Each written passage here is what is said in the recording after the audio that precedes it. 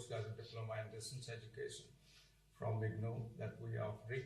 But most importantly, that she's a specialist in continuing medical education, a whole lot of programs that IGNOU is offering, largely supported by the WHO, World Health Organization, and Ministry of Health, Government of India.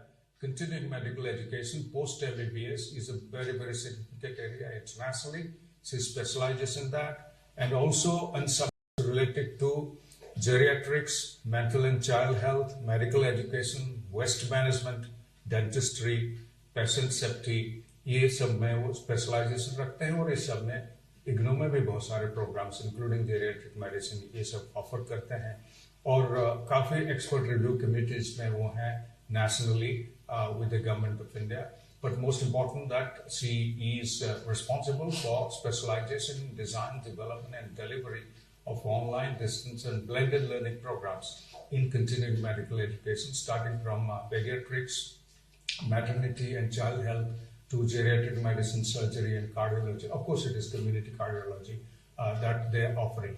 So with this, I welcome Professor Ruchika Kuba, Director, School of Health Sciences, Indira Gandhi National Open University. She will be talking today on NEP 2020 and continuing medical education, which is the most important area, and NEP has devoted some space on discussing professional education, within that medical education per se. She may also touch upon nursing because she is also in charge of nursing, which is also a faculty, including BSc nursing and other areas that our school is offering. So with this, welcome Professor Ruchika Kubaji. Thank you. Today I will be speaking on national education policy and continuing medical education.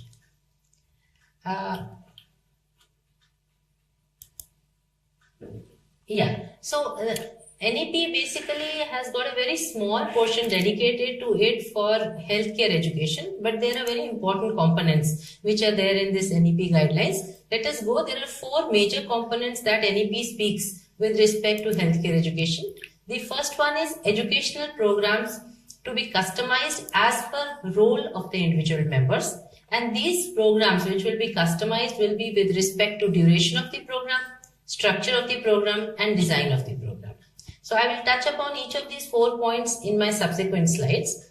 The second salient feature that NEP speaks with respect to healthcare education is assessment. That assessment must be conducted at regular intervals based on the parameters for working in the primary and the secondary levels. You all know that more and more doctors are in the conventional system being trained and like to flock the cities, go to the tertiary healthcare centers or tertiary hospitals. So the stress now is being laid that because the healthcare at the village level, at the community level, at the district level is not that much being looked after because there are so many vacancies. So we are going to, orient the education in such a way that people are able to take care of the primary and secondary levels of healthcare also. Third most important, which has also been brought, as you may be aware, in the national health education policy is that the healthcare education system to be integrated with Ayush. And the fourth is preventive medicine and community medicine should be present in all the healthcare education. Let us now see one by one these 4 points.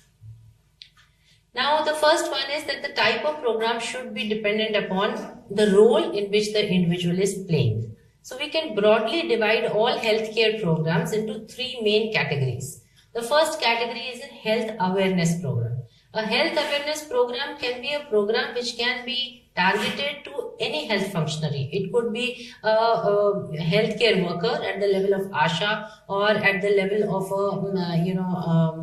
Anganwadi worker, or it could be a person who is a nursing staff, it could be a lab technician, it could be a sanitary inspector, it could be a doctor, it could be an administrator, but it can also be the general public. So because everybody needs to take care of their health, so a health awareness program can be targeted at anybody. So in healthcare education doesn't mean just targeted to the health functionaries, but to also anybody for which we can have health awareness programs.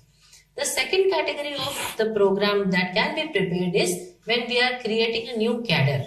That is, new skill sets need to be learned. For example, as you are all aware that we have a medical council, which is now the NMC. We have got the Indian Nursing Council, but we do not have per se registered council for the paramedical programs. So we can create programs specifically for paramedics also. For example, general duty assistant, geriatric care assistant, dental hygienist, home aides. These all programs are being created, and these are also being developed by the National Skill Development Corporation, NSDC. And we are also having the paramedical, now it is being integrated into the councils for the other programs, and this is also going to come up. Then the third category is the continuing education of health personnel. Already, for example, a doctor is there. He has graduated maybe 20 years, 30 years, even 40 years back. But there are so many new things which have come, and he needs not only to know about it, that is knowledge to be developed, but also skill to be enhanced. And so for that, certain continuing medical education programs can be developed. Similarly, continuing nursing education programs can be developed, and the various programs that we are having in IGNOU are, for example, like Dr. Panda already mentioned, MCH, geriatric medicine, maternal health, critical care, and so on. Another type of program under the continuing medical education is these programs that I have spoken about are for self-development. If you are a doctor, you may be wanting to improve your practice that you are doing, whether it is in the government sector, private sector, or public sector. You need to improve the skills, and for self-development you do these programs. But there are certain programs that you do to meet the organizational needs. For example, now there is a healthcare waste management. We all know that waste is being generated in the healthcare settings. This is called healthcare waste or biomedical waste. Now, how this waste needs to be managed is very important, not only for the individual, because he will protect himself, but for the patients, for the community at large. So actually, it is the organization or the institution or the government or the country who needs that people should be trained in these areas, so that there is better healthcare and less people are infected with the various diseases which can be affected or by the chemicals which one gets exposed to because of the improper management of healthcare waste. Similarly, we have another important program in IGNOU that we are doing, and that is on medical management of CBRNE disasters, that is chemical, biological, radiological, nuclear and explosive disasters. This is an example which basically is for capacity building of the country. It doesn't give the individual much benefit for doing this program, but it certainly helps in developing a community-based program for the benefit of community and the country at large. Now, if we want to incorporate the features of NEP in the healthcare programs, it is important for us to know what are the features of NEP in general and how we can incorporate these in the healthcare programs. So first is that all NEP stresses is that there should be a multidisciplinary approach to whatever education is being imparted. Same thing holds true for healthcare programs also. For example, if there is a maternal and child healthcare program, so this has got people from Obs Gynae, they have got from pediatrics, they have got from community medicine. So it is a multidisciplinary.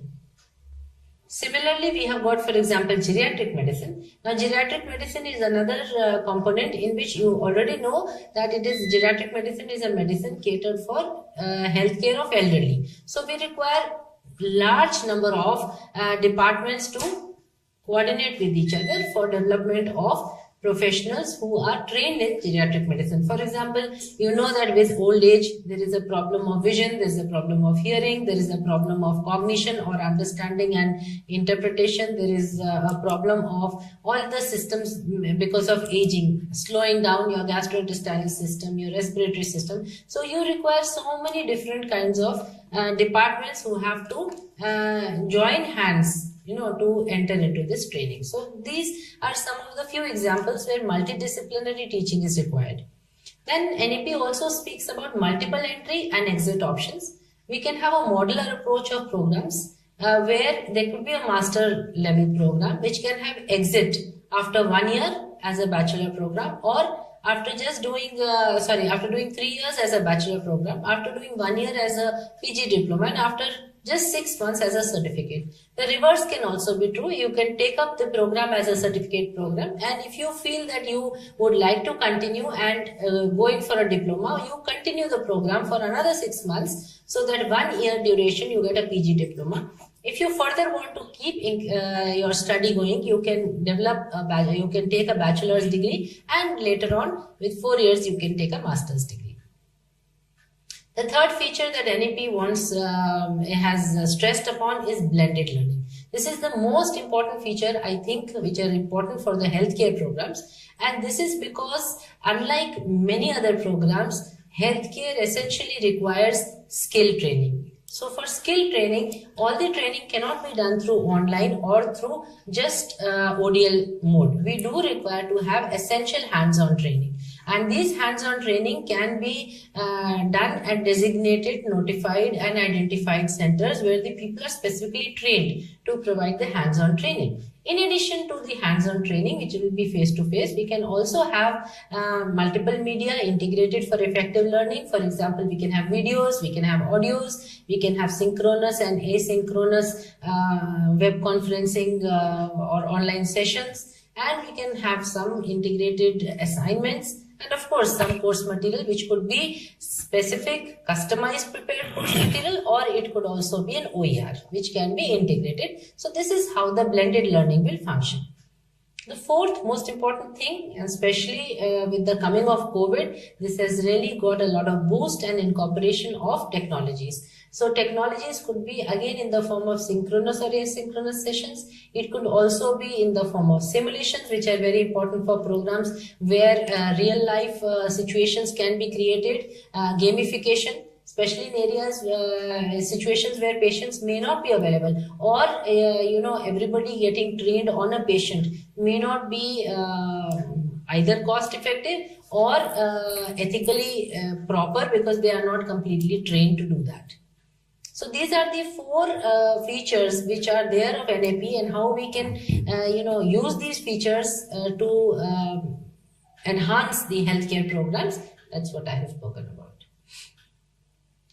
Now this is just to give you a small example of what are the 4 more important programs. This is basically targeted at doctors where blended learning has been used. So we have, you can see these 4 programs, and we have, as you see, that almost, if not 50, more than 50% credit is devoted to the practicals.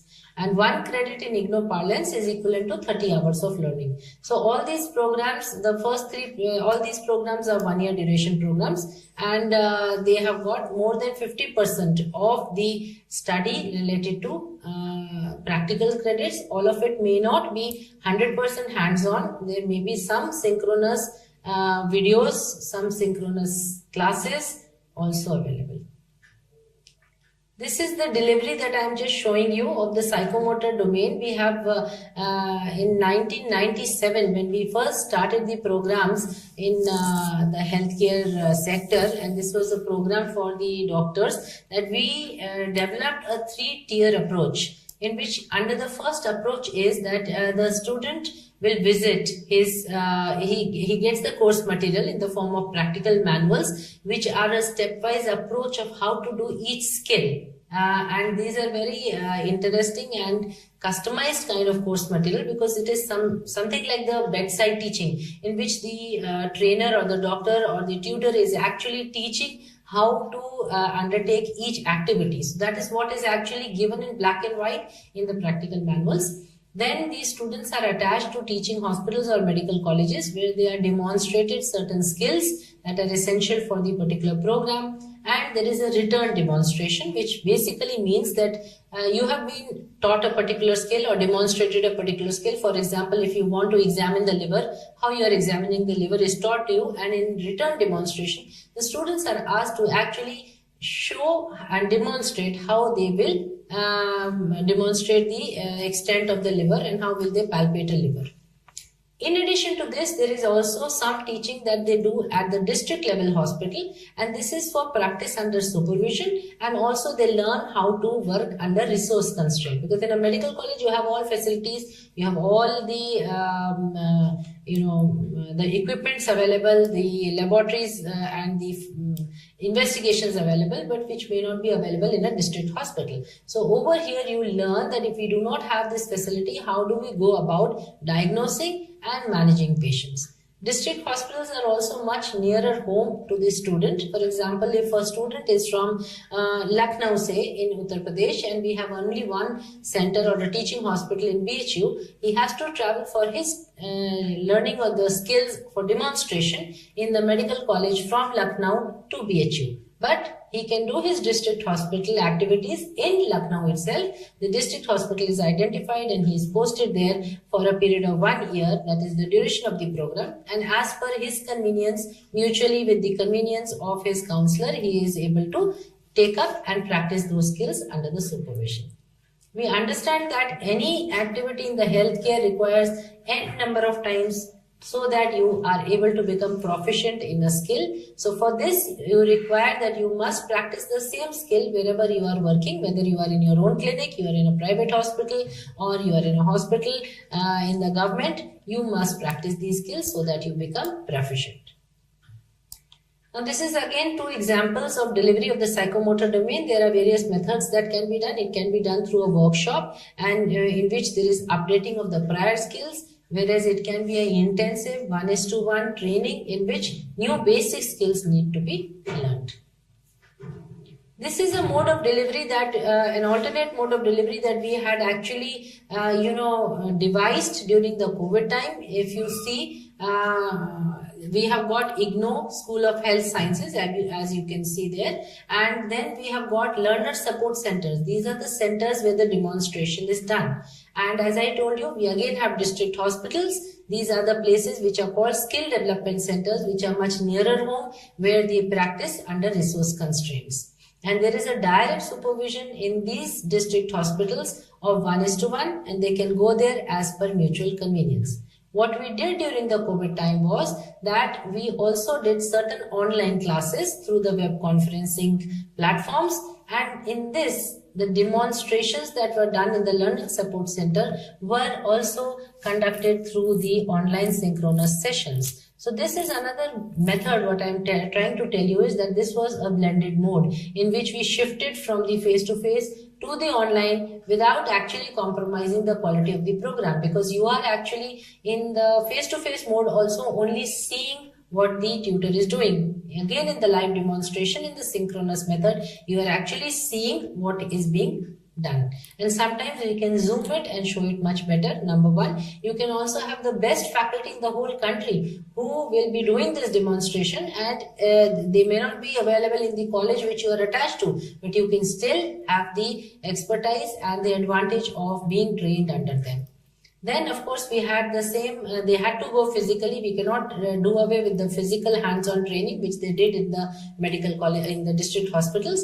And we also gave them a lot of support through the social media, like the WhatsApp. We also had group emails, which we would perform them. And we also created a program website, which I'll show you, we created. So this is another thing that now we come to. Second was integrating technology. So this is how we integrated technology. We had 91, in the period of 1 year, we had 91 one-hour classes that were taken, and they was all recorded as videos, and they were shared with the students so that they could see it again and again. So you see, the advantage was that if you go once in a medical college face to face, you're only getting a 1 hour session. But over here, you are getting that 1 hour session available at your home any number of times you can see, so that you are able to clear doubts and you will actually learn how it is being done.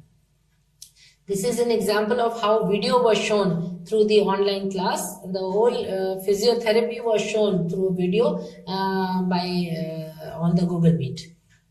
This is something which the student did This is a reverse demonstration kind of a thing. The counseling was conducted by the student on a patient, and he recorded the video himself, and then he played it on the Google Meet, where he was then, his peers could comment on it. They could ask here questions, could comment that you did not do this correctly, maybe this you could do better. And even the tutors, they also, they also gave comments.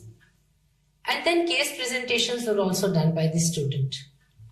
This is a video that a dedicated website that was produced for one of my programs. In fact, all the health sciences programs, we have got program specific dedicated websites in which, as you can see, that we place the soft copy of the course material, we place the video sessions, the recordings of the videos which were taken, we place OERs, we place assignments. We also have a page where we give them administrative support in the form of telling them how should you download your hall ticket, how should you download your iCard, where you should send your assignments, and so on and so forth.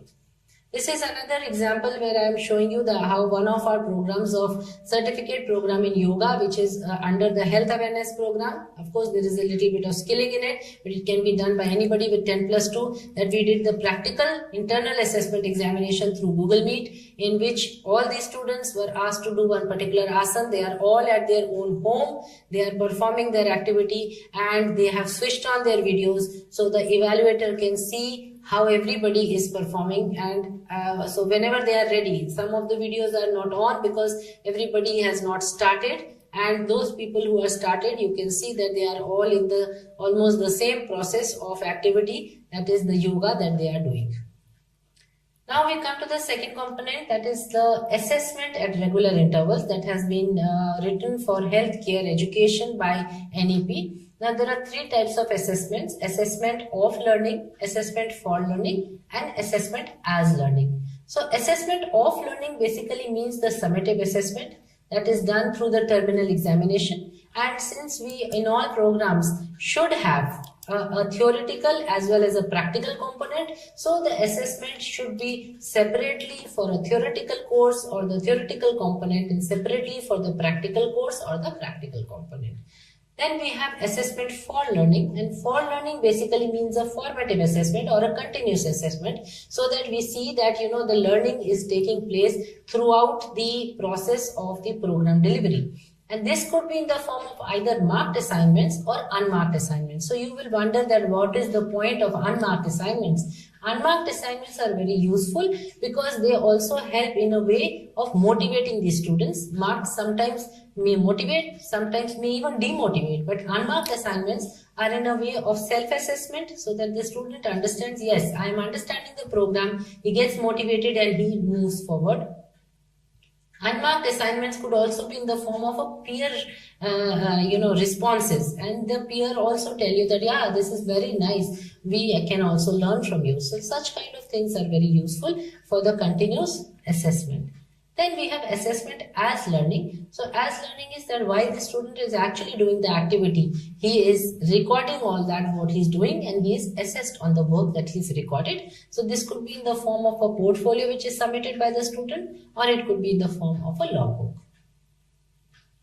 Then we come that how we should integrate the healthcare education system with Ayush. So I strongly believe that though I am from the allopathic system of medicine, but all systems of medicine have their own plus points, and so it is important that a holistic approach to health and disease must be done, especially when we are developing an awareness program, even when we are doing a continuing medical education or a nursing education program, because a holistic approach to health and disease will bring out the positive and the strong points in each different system of medicine, and so they can be very useful. And especially when the awareness programs are generated, there are so many people who are following different systems of medicine. Somebody could be having faith in the allopathy, somebody could be having faith in the Ayurvedic system. So when we go through a holistic approach to the health and disease, people are able to comprehend and understand how to prevent and also go for management of the diseases. Here I would like to say that prevention of disease is a very important point which must be taken into consideration when we are talking about healthcare. Again, integrating different systems, as I said, we can do it in the continuing nursing education as well as continuing medical education program. We have one program which is a certificate in community health program, and this program is offered to GNM nurses, BSc nurses and registered Ayurveda practitioners. So the whole mapping was done, and it was found that the syllabus of the Ayurveda practitioners and the GNM nurses was very much similar. And so this program is actually under the Ayushman Bharat Abhiyan, and under this program, you may be aware and heard that we have got health and wellness centers all over the country, which the Prime Minister has asked that they should be available for the healthcare of the community level.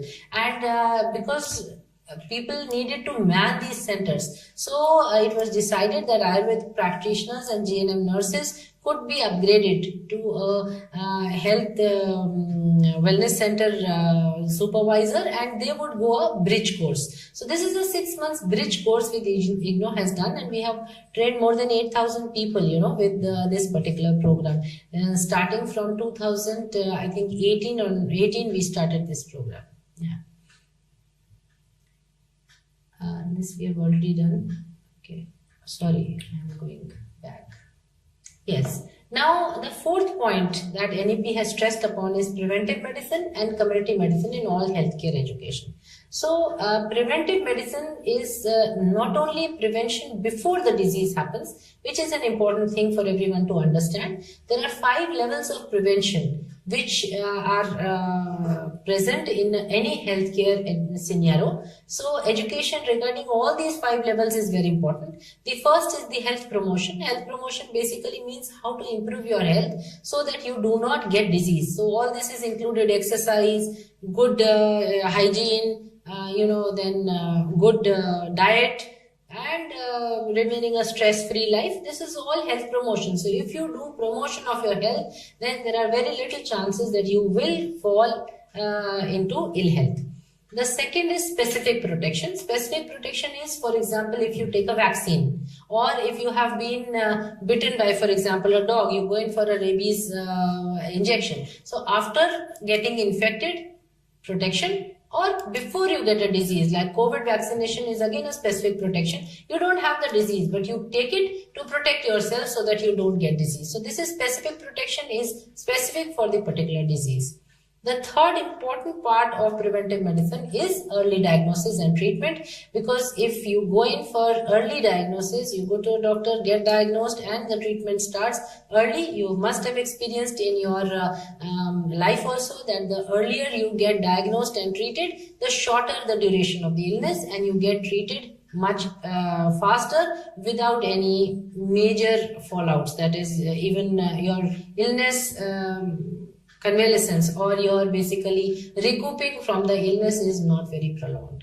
The third is disability limitation. How do we limit that we do not get disability? So what are those methods? So for example, physiotherapy. Now, for example, I'll give you an example of a hip fracture. If you've got a hip fracture, you have to go in for a surgery. You go in for a surgery, but you feel that, okay, I am very weak and I've just had a surgery. I don't want to walk. I don't want to do some exercise. So you keep lying down, and because of which your muscles become weak. And so ultimately you are having a lot of problem in again starting to walk, and you may also develop some disabilities. You may develop contractures. So disability limitation over here would mean that after the surgery, you are immediately taken for physiotherapy, and you yourself start walking, small exercises. So you have limited your disability. This is disability limitation.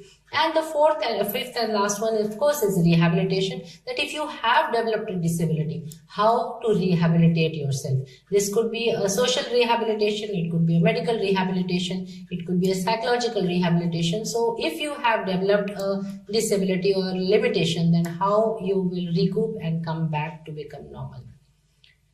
The second component of this is community health orientation to all programs. So it is very important that all programs must be sensitized, to be able to establish a relationship, that what is the social, cultural, environmental determinants on the health of the community. For example, if we are talking of a simple disease like tuberculosis, now what is the, going to a doctor, getting diagnosed, getting treatment is not the end of it.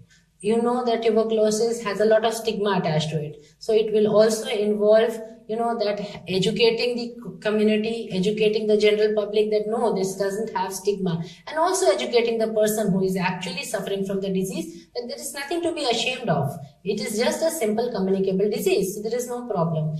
Again, telling the person that it is just not the treatment that you have to undertake. You have to have a good diet. You must also come for regular checkups. You should not leave the medicine. And what are the cultural practices which should, for example, in diarrhea, earlier they used to say you should stop eating because the more you eat, the more diarrhea you will have. This is a cultural or a social, impact of the disease. So you can say, no, that's not true. That is not medically correct because that has no scientific basis. So all these are important when we are talking about a particular disease.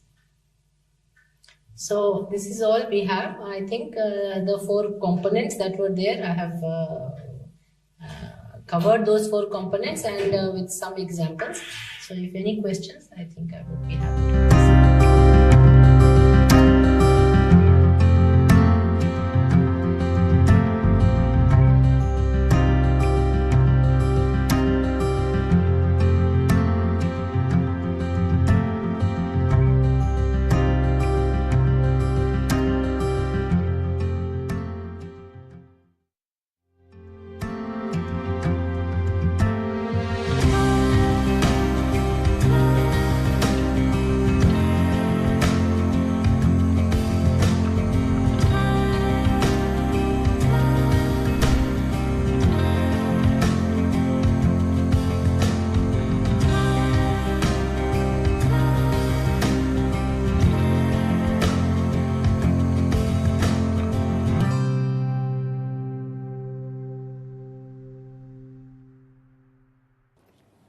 नमस्कार। राष्ट्रीय शिक्षा नीति 2020 के क्रियान्वयन के लिए आयोजित इस 6 दिवसीय कार्यक्रम में आप सभी का स्वागत है। Welcome to this 6-day program on the professional development of teachers of colleges and universities for the implementation of the National Education Policy 2020. This program is being conducted by the Indira Gandhi National Open University and is equivalent to the UGC HRDC program. As you are well aware, this program is being conducted through the LMS, and we have provided a range of topics for you through the e-content. You will find modules with 14 units as well as many videos which you can see at your own convenience in your own time. They will also be available subsequently on YouTube. There will also be an opportunity for you to present your views and ideas to the discussion forum. At the end of the program, there will be an assignment and there will be assessment. This batch is the second batch. आप सभी दूसरे batch में हैं। इससे पहले एक batch पहले भी हो चुका है और उस बैच में लगभग 6000 टीचर्स ने भाग लिया है। अभी इस बैच में लगभग 9000 टीचर्स हमारे साथ जुड़े हुए हैं। हमारा प्रयास ये रहेगा कि हम राष्ट्रीय शिक्षा नीति के बारे में आपको बताएं। उसके अंदर जो टॉपिक्स हैं, चाहे वो मल्टी डिसिप्लिनरी एजुकेशन हो, होलिस्टिक एजुकेशन हो, GR के बारे में बातें हों, और if they are related to vocational education, skilling, academic bank of credit, ये सभी विषय इस कार्यक्रम में कहीं ना कहीं आपको मिलेंगे। प्रयास ये रहेगा कि किसी तरह से the national education policy can be implemented on the ground level. Today to talk about all these topics and others and especially about skilling in vocational education, I am pleased to have with me Dr. Shrikant Mohapatra ji, who is our Pro Vice Chancellor at the Indira Gandhi National Open University. Dr. Shrikant Mohapatra ji has been the founder, Vice Chancellor of the State Open University of Odisha. He has served there as 2 terms. He has also been Controller of Examinations at the Sikkim University. At IGNOU, he has served in many high positions, including that of Director, Regional Services Division, Electronic Media Production Center, as well as Registrar of the Student Evaluation Division. He is also looking after skilling at the national level on behalf of IGNOU, and I will request him to take this session on perhaps reimagining vocational education, or in case you have any other questions to ask related to the national education policy, he would be the best person to answer them.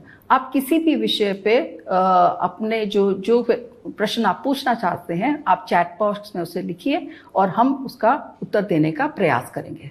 So I request you to take forward this session. Recommendations on the National Education Policy 2020. This policy has given us lot of ideas, lot of thoughts on many aspects of higher education, be it on quality of higher education, access, equity, inclusion in higher education. It has talked about holistic, multidisciplinary higher education.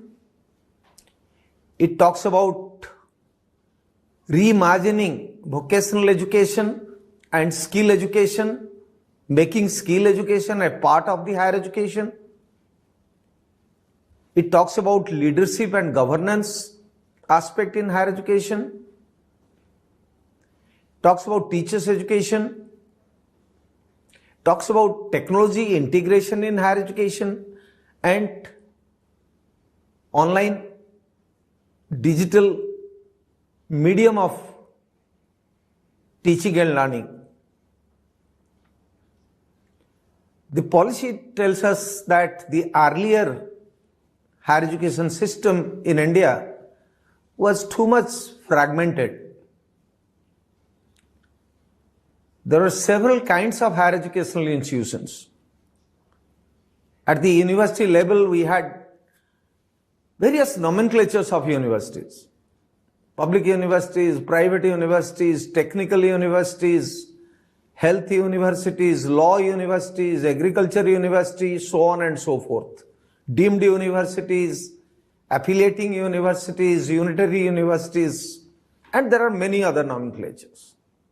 Similarly, also, when you come to the college, we have government colleges, we have private colleges, we have constituent colleges, we have affiliated colleges, and there are many nomenclatures. So the policy talks about one holistic higher education system in the country.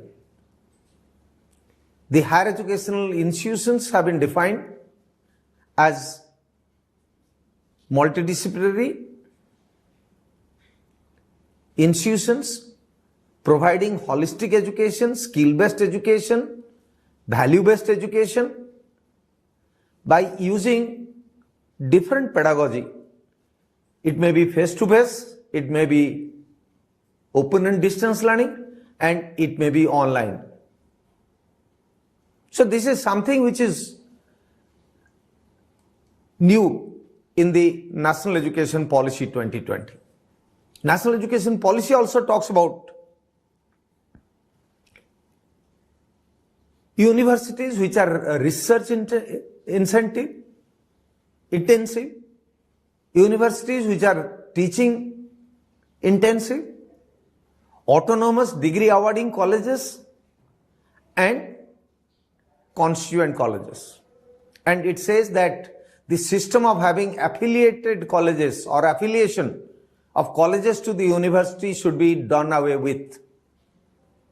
So तीन तरह का विश्वविद्यालय, दो विश्वविद्यालय है, एक research intensive where research will be given maximum emphasis but teaching would continue, a teaching intensive university where teaching will be the primary activity but research will be also undertaken by the faculty, and degree awarding autonomous colleges. These autonomous colleges in the present system have no power to award the degree. Degree can only be awarded by the university. So this education policy 2020 says that autonomous colleges will also be degree awarding institutions. And then there will be constituent colleges. These colleges will be owned by the universities. They will not be affiliated to the university. So this is one major departure from the existing policy. It says that multidisciplinarity has not been encouraged in the previous education policy. Previous education policy at best has talked about interdisciplinary studies, but the present policy talks about multidisciplinary studies. Multidisciplinary means across disciplines, beyond discipline, and across different streams. We normally say science, arts, commerce, these are streams. And within science we have physics, chemistry, botany, geology, maybe geography. In arts we have political science, history, sociology, public administration. In humanities we have English, regional languages, Hindi, Sanskrit, so on and so forth. So interdisciplinary studies within a stream was earlier encouraged. Now it talks about going beyond the stream. So can we have an integration of STEM, that is science, STEM, science, technology, mathematics, engineering, getting integrated with social science, humanities, and skill education. So it will become a multidisciplinary study. And it also says that skill shall become an integral part of the higher education system. Earlier, skill was not mainstreamed into the higher education. Of course, with the introduction of choice-based credit system by the UGC, skill component has been integrated, but then the weightage that needs to be assigned to skill education has not been given. So the present policy, that is National Education Policy 2020, also emphasizes on integrating skill education with the mainstream education. Of course, we'll be discussing about that in detail. Then it says optimal learning environment. It's a new thing which has also come up with the National Education Policy 2020. And when we say optimal learning environment, it implies curriculum, pedagogy, student support, and assessment methods. When we talk about curriculum will be multidisciplinary, skill-based, value-based, and when we say value-based, it should be human values, constitutional values, and so on and so forth. So the curriculum will be holistic, multidisciplinary, skill-based and value-based. Pedagogy will be face-to-face. It will be open and distance learning. It will be online. And it can be a combination of both, which the National Education Policy 2020 talks about blended learning. So blended learning can be blending of face-to-face with online. Blended learning can be blending of open and distance learning with online. So it talks about blended learning in terms of pedagogy. And student support, the third vertical or the parameter of optimal learning environment as per the National Education Policy 2020 is student support. And when we say student support, it means access, equity, inclusion, without compromising on quality, affordable education for the large segments of the people, particularly the disadvantaged groups, because it talks about socially and economically disadvantaged groups are to be mainstreamed into higher education. And education, access to education shall be provided to all segments of the society. And special incentives, scholarships, extra classes, breeze courses shall be provided to people who are slow learners, who cannot cope up with the mainstream education. So extra learner support is required. That is the third pillar of optimal learning environment. And the fourth pillar of optimal learning environment is assessment. It says innovative method of assessment. Earlier our emphasis was on annual examination, end term examination, end semester examination or summative assessment. This education policy says that high-stake examination needs to be avoided. Examination should be continuous, comprehensive, formative, so that continuously students' performance will be assessed. Our examination system has promoted rote learning or mugging up things or a tuition culture. So these needs to be thrown out. This needs to be stopped. The learning outcome and the graduate attributes are to be assessed in terms of performance of the student through formative assessment process. So something which is very innovative and new that the National Education Policy has thrown light upon. And other than this, the policy also talks about a 4-year bachelor degree program and a 1-year master degree program. It says that the 3-year bachelor degree program with 2 years master degree program will continue, but ultimately it will be a 4 years master degree program with 4-year bachelor degree program with 1-year master degree program with provision for multiple entry and multiple exit. That means after completion of first year of study, successful completion of first year of study, one can take an undergraduate diploma and join as a workforce or get a job, and then after a few years time, one can re-enter the higher education. And similarly, after completion of 2 years, one can get an undergraduate diploma. First year is undergraduate certificate, second year is undergraduate diploma. And if it is a 3 years degree program, one will go get a degree, bachelor degree, and 4 years. One will get either an honors degree or an undergraduate research degree. Those who get a undergraduate research degree will ultimately go to further research.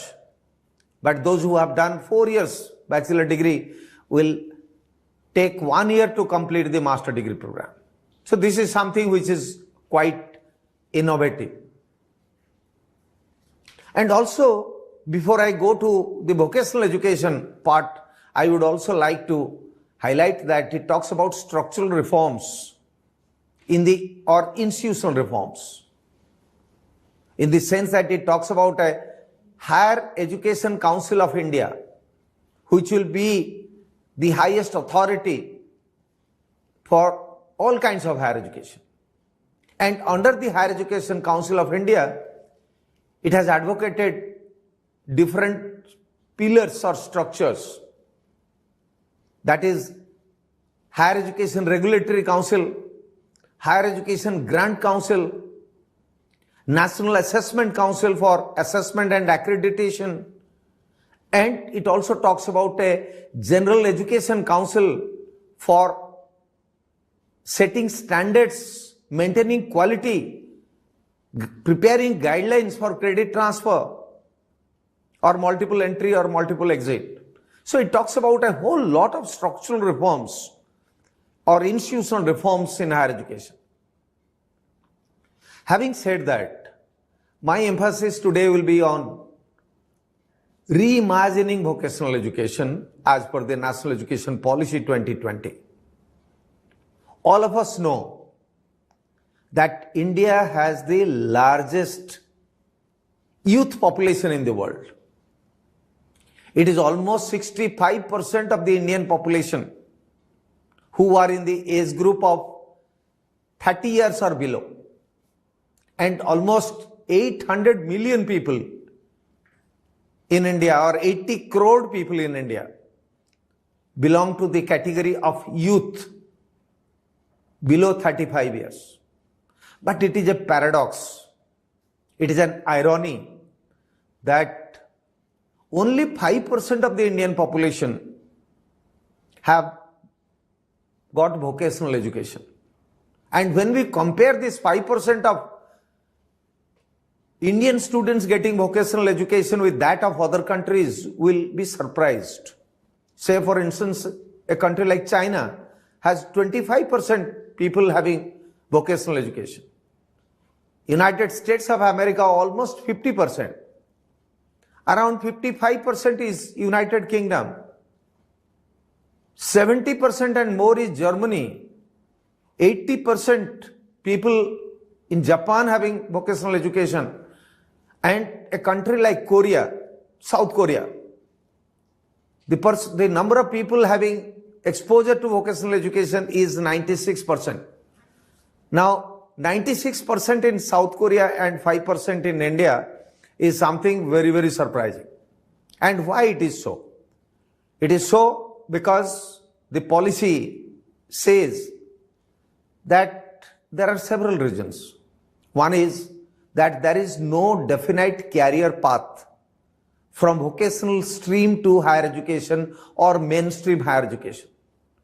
If you are studying vocational education at 10th, 11th, 12th, then further vocational education is not possible. You may go for a diploma in a polytechnic or a ITI. For mainstream higher education, there is no career path for vocational education. The second thing is, the general perception in our mind is that if you are very good in your studies, you will go for mainstream education. If you are not very good in your studies and if you are not getting a seat in higher education or higher educational institutions, then you go for vocational education. So those who are studying vocational education, they are looked down upon, that they are inferior, that vocational education is inferior to the mainstream education or general education. Now, this perception, this attitude towards vocational education has not really promoted vocational education in our country, and that is the reason why only 5% of the people of India have got vocational training. And the National Education Policy 2020 says that this needs to be changed, because we are now formulating a national curriculum framework under the National Education Policy 2020. It envisages that exposure to vocational education should start from the middle level of school education. And when it goes to the secondary level of school education, vocational education should become a part of the curriculum, because the National Education Policy says that there is no difference between curriculum, co-curriculum and extracurriculum. So, curricular activities, co-curricular activities and extracurricular activities will be treated as one and will be treated at par under the National Education Policy. So, therefore, physical education, skill education, education in art and craft will be mainstreamed and will become a part of the school education at the secondary level and onwards. And it also says that it will also become a part of the higher education. That is the reason why we said from the beginning that our higher education will be holistic, multidisciplinary, skill-based and value-based. So skill education will become an integral part of the higher education system as per the National Education Policy 2020. So vocational stream will be mainstreamed in the higher education system. Earlier, what was happening is, if you are doing a bachelor degree in art, science or commerce, then you are not getting the kind of exposure to skill education which normally a student in engineering or in medicine or in law is getting. So now all kinds of education will become multidisciplinary. There will be no single teachers college or teachers university, law university, agriculture university. Every university will become multidisciplinary and will provide holistic education. And so also the general universities will promote holistic, multidisciplinary, skill-based education. So mainstreaming of skill education or vocational education at the school level and at the higher education level is one of the major recommendations of the National Education Policy 2020. And it also says that 21st century skills, that is skill like communication skills, these are employable skills, which gives you employment. Communication skills, decision-making skills, leadership skills, problem-solving skills, time management skills. These skills are 21st century skills, and these are required in all kinds of employment. And therefore, it should also become an integral part of the holistic, multidisciplinary, skill-based, value-based education. So 21st century skills will be integrated, and the main skill, that is skill, knowledge in the field of, in different domains.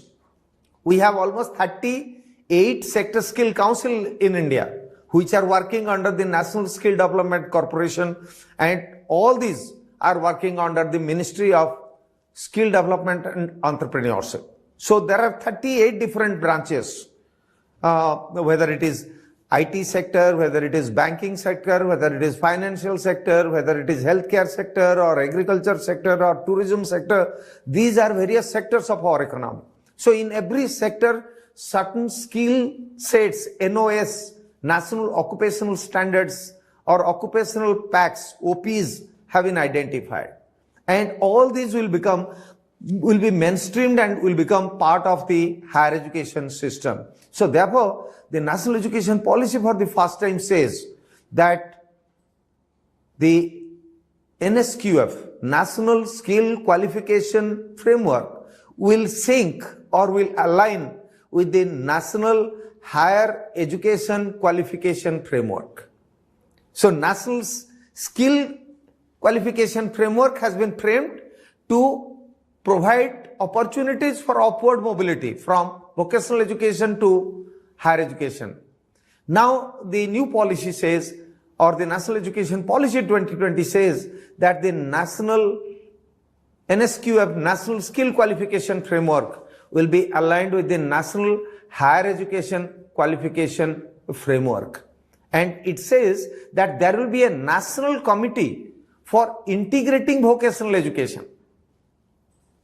NCIVE, National Committee for Integrating Vocational Education in the country, will soon be established, and in a phased manner, within the next decade, the skill education or vocational education will be integrated into higher education, and this national committee will have members from the domain of vocational education, skill education, people from the industry and people from the ministries of Government of India will become part of it and will chalk out the guidelines and modalities for mainstreaming of higher education. So friends, what I would like to emphasize here is that the 21st century India aims at making the country a knowledge superpower. It aims at making the country a skilled capital of the world, a digital India, a skill India, Unnat Bharat. These are our objectives and main aims, so that India becomes a knowledge superpower of the 21st century. It will become a knowledge economy of the 21st century. And India also aims at becoming a Vishwa Guru by promoting Indian knowledge system in the international arena. So on the one hand, we'll be promoting foreign universities, best foreign universities to come back to India to have their campuses. And on the other hand, we'll take the Indian knowledge system to the entire world to make India a Vishwa Guru. So these are the standards that have been set before us by the National Education Policy 2020, and I hope that the idea of reimagining vocational education under the National Education Policy 2020 will lead to providing the largest workforce, skilled workforce, to the country which we are presently lacking. Though we have the largest youth in the world, but we don't have sufficient number of skilled youths in the country. So the aim of the National Education Policy is to ensure that by integrating vocational education with school education, that is schooling and skilling, and integrating National Skill Qualification Framework with the National Higher Education Qualification Framework, there will be seamless movement of students from school education to vocational education and from vocational education to higher education, and in the process will ensure abundant supply of skilled workforce for the overall economic growth of the country. So with this, we will come to the conclusion of this session of live counseling. And I hope that you have been able to learn more about vocational education and about all the other tenets of the National Education Policy which was spoken to. We have tried to answer your questions. हमने आपके प्रश्नों का जवाब देने का प्रयास किया है. आप हमें लिखते रहिए. हम इस लाइव काउंसलिंग के माध्यम से आपके जवाब देते रहेंगे. आप ईमेल से भी लिख सकते हैं, मगर this is the best way to do. On behalf of all of us, I'd like to thank Dr. Shrikant Mohapatra ji for taking this session and giving us the answers to many questions which were bothering us. Thank you so much, sir. Thank you.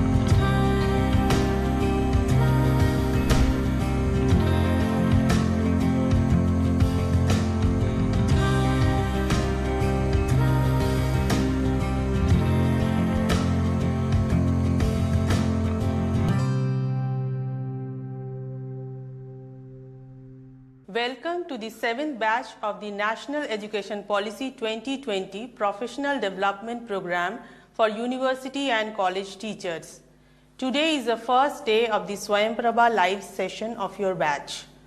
I am Dr. Gloria Kujur, Faculty of Stride and one of the team members of NEP PDP program. Today we have with us Professor Santosh Panda, Senior Faculty of Distance Education and Director of Stride, IGNOU. He is also the National Coordinator of the National NEP PDP program. Sir, we welcome you to today's lecture on the topic NEP 2020 Multidisciplinary Program, Academic Bank of Credit and Skilling. Sir, may I now request you to kindly begin your lecture? So friends, welcome to this first day presentation of batch 7 of National Training Program, NEP PDP Professional Development Program, NEP 2020. Thank you, Dr. Goria, for introducing me. And friends, let us proceed to discuss today NEP 2020, some of the very important features, multidisciplinary institutions and programs, academic bank of credits, and skilling. I will make it multilingual, so therefore you can understand in Hindi as well as in English. So friends, let's proceed. So as you know, the NEP 2020, उसके जो सबसे मुख्य मुद्दा है, access, equity, inclusivity, quality, and to increase gross enrollment ratio, वो तो सबसे बड़े मुद्दा है, वो तो होना ही है. Up to 50% of the GER to increase by 2035. और इस वक्त हमारा बहुत कम है, इतना कम नहीं है, लेकिन 50% तक बढ़ाना है, और उसमें ओपन डिस्टेंस लर्निंग का हिस्सा बहुत ज़्यादा रहेगा. और बहुत सारे विश्वविद्यालय, colleges open distance learning, blended learning की तरफ जा रहे हैं. तो इसलिए ये open university, dual mode university के साथ मिलके इसको आगे बढ़ाना है. आज की तारीख का जो मुद्दा है तो वो रीजनल लैंग्वेज, भारतीय ज्ञान परंपरा, ये तो तमाम चीज़ें हैं. So Indian knowledge system is prime importance, and discourse or teaching learning in regional language and mother tongue has been the prime importance in the NEP 2020. But the most important part today that we'll be focusing on multidisciplinary institutions and programs, and how to make the new curriculum more skill based, because TVET, Technical Vocational Education and Training, Liberal Foundation Education, Liberal Arts Education, and accredited, or you would say the apprenticeship or attachment to an institution are becoming compulsory. So this has been the major concern, and the multidisciplinary academic bank of credits, skilling and employability would be contributing towards that, and we will discuss precisely that. So multiple entry and exit would also be there. Horizontal, vertical mobility between general education and vocational education, and vice versa should also take place. I will discuss about that. So all the three concepts are put together today. This is a new discourse that we'll be doing today, but based on NEP 2020 and the existing situation in the country. So outcome-based learning was existing much before NEP 2020 came up by UGC, and that we will also discuss. Accreditation of prior learning or recognition of prior learning, RPL, and credit transfer. We will touch upon that. Technology-enabled learning, cross-border delivery, and the quality research. The focus is on blended learning. So therefore, as you see, the focus on NEP 2020 is that teaching learning strategies need to gear towards blending. But as on date, also 40% of the credit hours a student can take from the SOAM platform, provided your institution and statutory bodies in the institution have approved that for this program of study, for these credit hours, one can take from the SOAM. Even you can take from other MOOCs if your institution allows, or open education resources can also be used. But insofar as blending is concerned, that you see on your screen, the three kinds of delivery strategies that we need to judiciously, depending on, it's your choice, depending on your discipline, your expertise, your requirements of the students, the situation that is obtained over there. All lot of factors put together that you will decide that how three kinds of delivery strategies you will blend in the curriculum, and therefore your teaching learning strategies will be based on these. First is self-learning. In open distance learning, the most stress is given on self-learning. In a face-to-face situation tomorrow, that you will give certain credit hours to self-learning, that the students will study themselves. बच्चे अपनी पढ़ के आएंगे और as teachers हम उनको mentor करेंगे. So the onus of this study will shift to the students. So student self-learning, आज की तारीख में स्वाध्याय बड़े कमज़ोर हो रहे हैं, तो इसमें स्वाध्याय, self-learning skills, study skills ये भी बढ़ेंगे, और हम लोगों की भी थोड़ी workload कम होगा, obviously, because we will shift that workload to something else, some other professional development, research that we can do. So self-learning कुछ हिस्से रहेंगे, आपके ऊपर चॉइस है कितनी क्रेडिट और कितनी इम्पोर्टेंस आप उसके ऊपर देंगे. Second is face to face teaching learning. Formal system में फेस टू फेस ज़्यादा रहेगा, और डिस्टेंस लर्निंग में ये अभी तक तो है, आगे भी कैसे तय होगा, कि जो स्किल बेस्ड हैंड्स ऑन होंगे वो फेस टू फेस होंगे। अभी तक रेगुलेटर्स के ही मानना है, but whole lot of virtual internship is also available, virtual hands on is also possible, but face to face skill development भी होगा। So face to face self learning. और तीसरा ऑनलाइन जो हमारे पास सोशल टेक्नोलॉजी, सोशल नेटवर्क्स हैं, internet के अलावा all are free of cost, and therefore including the software, the platform and the network, all the three are free of cost. We are into open source software and open sharing and open platform and open networks. So therefore combination of the three, that self learning, face to face teaching learning, ज़्यादातर discussion, debates, hands on ये चीज़ें हो, practicum हो, और collaborative projects, collaborative assignments by students. ये तीन तरह का क्रेडिट आप उनमें बांटेंगे आपकी करिकुलम में, depending on your choice and your requirements and requirements of your students. Now let us get into multi disciplinary institutions and programmes. NEP का मुख्य मुद्दा है कि आज की तारीख में जो अपनी आप में सीमित हैं, this is what is called a disciplinary blindness. Even within a faculty, the disciplines like social science, sociology, psychology, economics, they are also not talking to each other. Program को multidisciplinary होना जरूरी है, तो therefore academic bank of credit and skilling and employability उसमें शामिल हो पाएगा। ये एनईपी का मुद्दा है, उसके ऊपर चर्चा करेंगे। So friends, therefore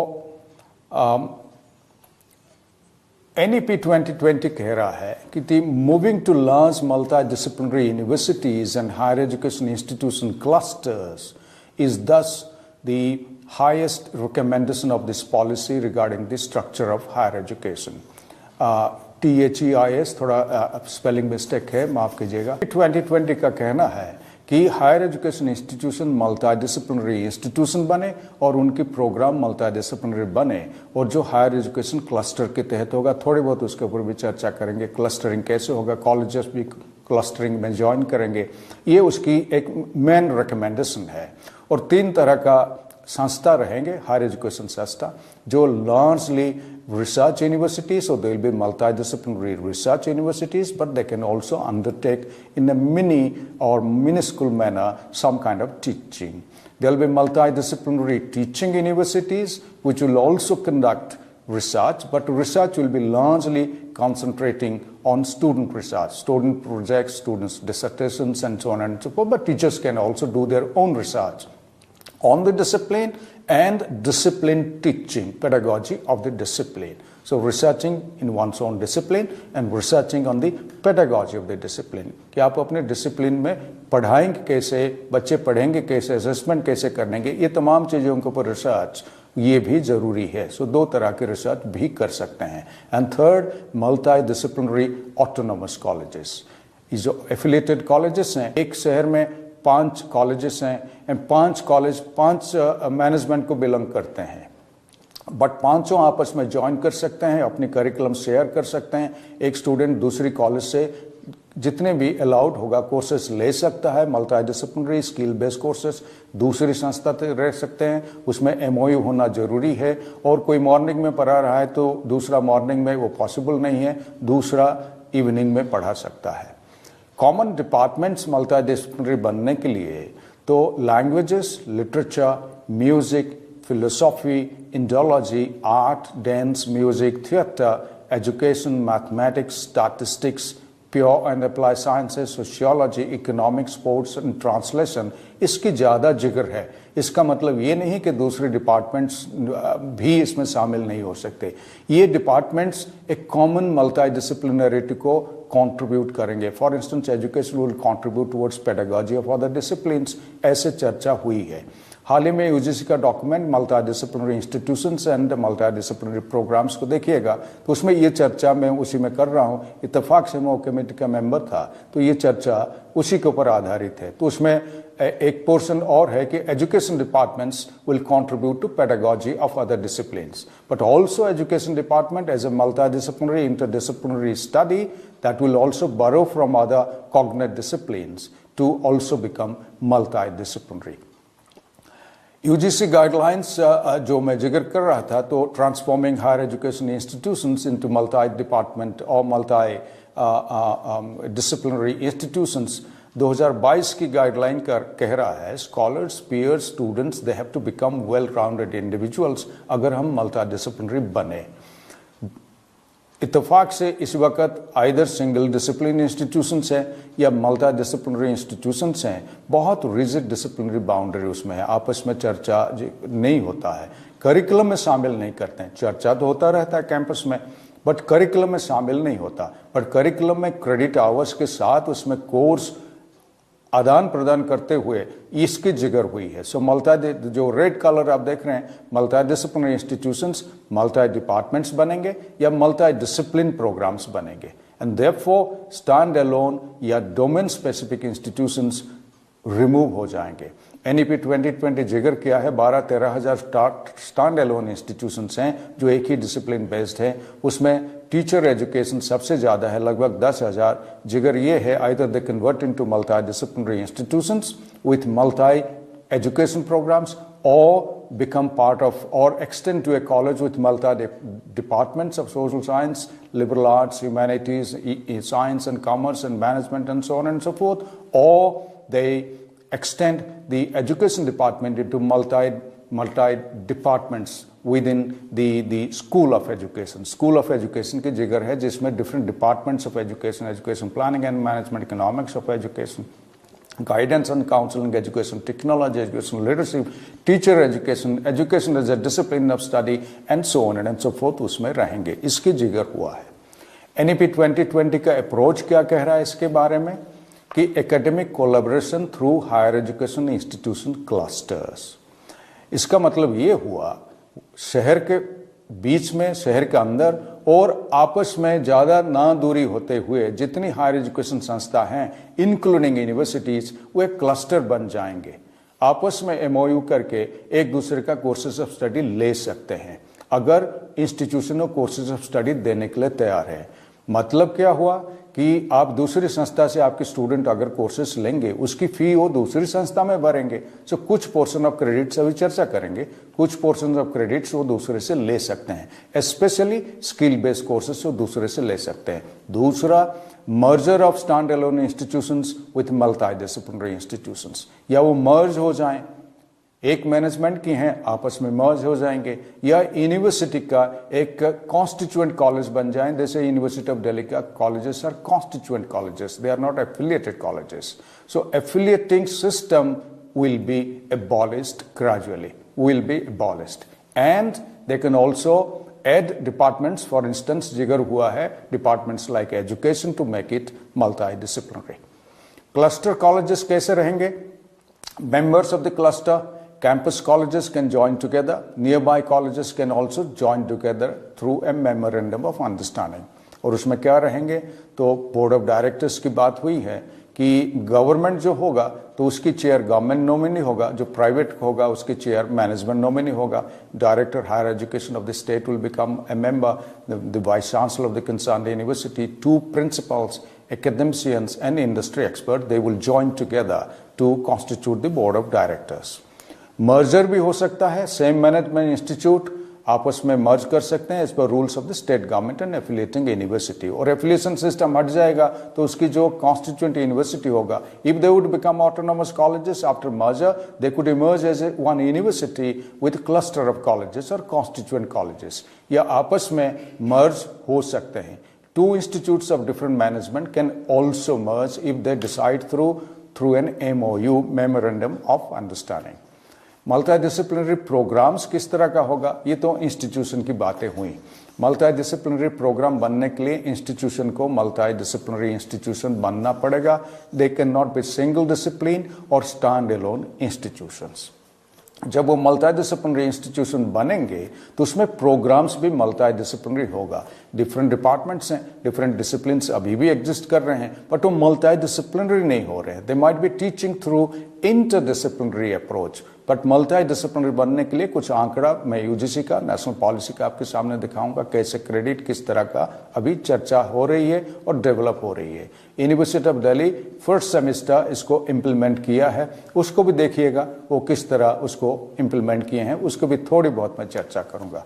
for instance 4-year dual degree bachelor's programme हो सकता है like cluster institutions, example BA B.Ed या BSc B.Ed। मैं जिस वक्त NCT चेयरपर्सन रहा, इसको हमने नेशनल प्रोग्राम बनाया 2014 रेगुलेशन में under government of India gazette notification under the chief justice of India was no more honourable justice Verma commission. So justice Verma commission के अंदर हम इसको किया, इसको नेशनल एजुकेशन पॉलिसी मेन मुद्दा बनाया कि साहब +2 के बाद हम आगे एक 5 साल का प्रोग्राम 4 साल में कंप्लीट करेंगे जिसमें डुअल डिग्री मिलेगा। BA अलग डिग्री, BSc अलग डिग्री, BSc एंड B.Ed अलग डिग्री, BA अलग डिग्री, B.Ed अलग डिग्री। तो वो बाद में BSc के बाद MSc भी पढ़ सकता है और B.Ed के बाद M.Ed भी कर सकता है, या BSc B.Ed के बाद टीचर भी बन सकते हैं। And they can also do research. If they have gone through a 4-year program, they will also be entitled to get into directly enter into PhD programs. Dual degree program हो सकता है। UGC regulation 2022 को थोड़ा नजर डालिए। It talks about twinning programs, dual degree programs and joint degree programs। उसकी regulation हमारे सामने है। डुअल डिग्री प्रोग्राम में उसकी मैं थोड़ी बहुत चर्चा करूंगा, उसमें MOU की जरूरत होगा। एक इग्नू का एग्जांपल देता हूं जो हमारे विश्वविद्यालय है, उससे आप समझ जाएंगे। हम इसको फारिग किए हैं और आगे भी ये चीजें बढ़ती रहेगी। For instance undergraduate postgraduate programme ये लागू होगा। यूजीसी का कहना है कि ये PhD प्रोग्राम में डुअल डिग्री लागू नहीं होगा। PhD degree with another degree नहीं चलेगा। अंडर ग्रेजुएट पोस्ट ग्रेजुएट में आप डुअल डिग्री ले सकते हैं at the same point of time. IGNOU में हमने कहा आप इग्नो में एक डिग्री ले रहे हैं या बाहर से एक डिग्री ले रहे हैं, आप इग्नो से एक डिग्री डिस्टेंस लर्निंग से ले सकते हैं। अगर इग्नो से आप 2 डिग्री डिस्टेंस लर्निंग से लेंगे, लगभग 45 प्रोग्राम को हमने बास्केट में डाला, 45 प्रोग्राम को आप चूज कर सकते हैं। अगर आप 2 डिग्री लेना चाहते हैं डिस्टेंस लर्निंग के माध्यम से, दैट टू फ्रॉम इग्नो, तो आपको 1 सेमेस्टर का फासला देना पड़ेगा, क्योंकि 1 सेमेस्टर हमको जरूरत है कि examination should not be at the same point of time. 1 semester का फासला होगा तो एग्जामिनेशन का भी फासला हो जाएगा, because January admission examination is in December and if the next programme is July admission, the examination will be next year June. Therefore वो भी हमारे लिए आसान हो जाएगा। So no simultaneous programmes from different regulatory bodies. इस वक्त आगे जो फॉर्मुलेशन हायर एजुकेशन कमीशन आएगा उसकी फॉर्मुलेशन होगा, उसके हिसाब से हमें फिर इसको तय करना पड़ेगा। अभी तो सभी चीज़ें फॉर्मुलेशन में है, चर्चा में है, कुछ चीज़ें लागू भी हो गया है। रेगुलेटरी बॉडी तय करेंगे कि आप मेडिकल काउंसिल तय करेगा, भाई मेडिकल से अगर आप एक प्रोग्राम कर रहे हैं दूसरे से आप कर पाएंगे कि नहीं, दूसरी रेगुलेटरी बॉडी से। अगर आप लिबरल आर्ट्स कोई प्रोग्राम कर रहे हैं वो जायज होगा। And as I said earlier, PhD is not part of this dual degree programme. अब आपके सामने स्क्रीन में है undergraduate postgraduate programme का जो फ्लेक्सिबल करिकुलम फ्रेमवर्क NEP 2020 कह रहा है, और इसी सिस्टम से आपकी करिकुलम बनेंगे। पहले हमारा curriculum almost 100% choice based credit system को छोड़ के हमारा करिकुलम 100% हमारा डिसिप्लिन बेस्ड हुआ करता था। लेकिन इस वक्त क्या होगा, तो instead of STEM STEM it is now called STEAM, Science, Technology, Engineering, Art and Mathematics Education. So Science Technology में liberal arts एक कंपलसरी हिस्सा बनेगा। आपके जो स्किल बेस्ड कोर्सेज होंगे जो कंपलसरी होंगे, वोकेशनल बेस्ड कोर्सेज कंपलसरी होंगे। ये मुद्दा है NEP 2020 का। उसकी एक फॉर्मुलेशन में आपको दिखाऊंगा जो अंडर ग्रेजुएट प्रोग्राम 160 क्रेडिट के अभी चर्चा में है। जो स्किल बेस्ड कोर्सेज होंगे तो उसमें इंडस्ट्री से प्रोफेसर्स, इंडस्ट्री से एक्सपर्ट्स आके इसको पढ़ाएंगे। व्हाई डिड आई से प्रोफेसर्स? बिकॉज नाउ हाल ही में UGC has allowed that those of similar experience but without a PhD, those who are industry experts of different professions, different job areas, different skill areas, they would become professor within the university or colleges, especially universities, they would be called as professors of practice. Professor practice भी implement हो गया। Therefore skill based programme के लिए आपको industry का जरूरत, industry experts की engage करना पड़ेगा। करिकुलम बनाने से लेके तमाम उसकी जो हैंड्स ऑन एक्सपीरियंस वहाँ से लेके उसकी assessment of the skill based courses उसके भी करना पड़ेगा। मल्टीपल एंट्री एंड एग्जिट होगा, उसकी एक एग्जांपल आपको दिखाऊंगा। कम्युनिटी एंगेजमेंट और कम्युनिटी सर्विस में कुछ क्रेडिट्स उसमें जाएंगे जो असेसमेंट में लगेंगे. Research and internship which is almost 1/4 40 credits in a 160 undergraduate programme credit programme. Almost 1/4 research और इंटर्नशिप में जा रहा है. एनवायरमेंट वैल्यू बेस्ड एजुकेशन आप सब वाकिफ हैं, वैल्यूज की जरूरत है लाइफ में और एक अच्छा 1650 मिशन का चर्चा में है और दिल्ली विश्वविद्यालय इसको लागू किया 176